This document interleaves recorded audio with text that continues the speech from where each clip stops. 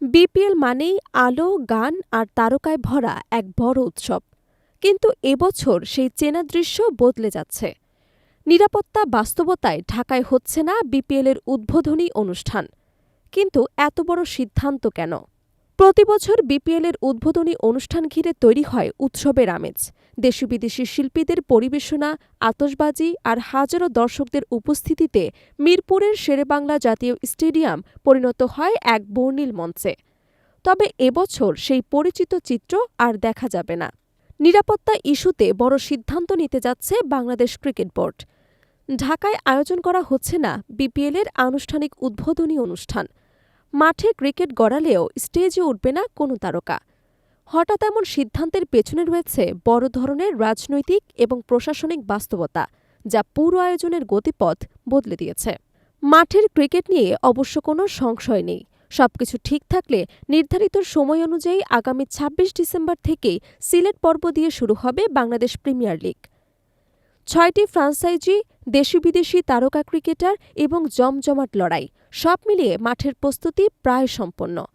তবে মাঠের বাইরের সবচেয়ে আলোচিত আয়োজনটি এবার আর থাকছে না। আগামী ২৪ ডিসেম্বর মিরপুরের শেরেবাংলা জাতীয় ক্রিকেট স্টেডিয়ামে বিপিএলের উদ্বোধনী অনুষ্ঠান আয়োজনের কথা ছিল।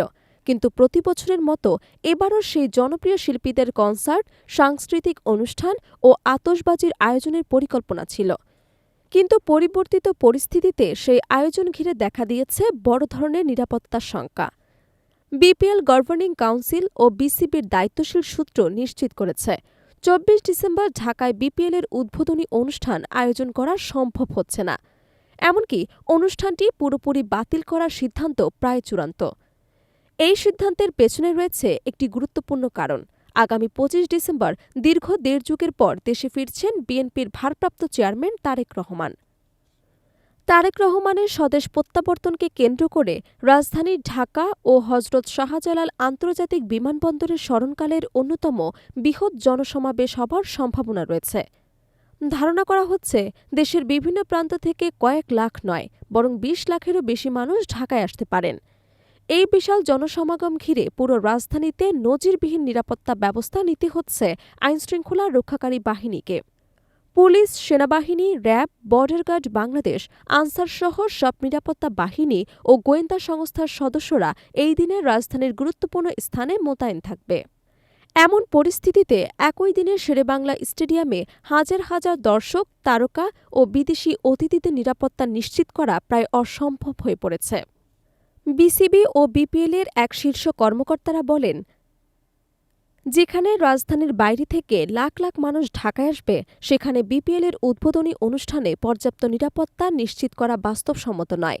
তাই আমরা উদ্বোধনী অনুষ্ঠান না করার দিকেই এগোচ্ছি। অর্থাৎ এবছর বিপিএলে থাকছে না ঢাকার জমকালো উদ্বোধনী অনুষ্ঠান কিংবা আলো ঝলমলে কনসার্ট। তবে মাঠের লড়াই, প্রতিযোগিতা আর ক্রিকেটের উত্তেজনায় কোনো ঘাটতি থাকবে না, এমনটাই আশা করছেন ক্রিকেট বোর্ড। নিরাপত্তা এবং বাস্তবতার কথা মাথায় রেখেই বিসিবির এত বড় সিদ্ধান্ত, যা এবারের বিপিএলকে আগের আসরগুলোর তুলনায় কিছুটা ভিন্ন করে তুলেছে।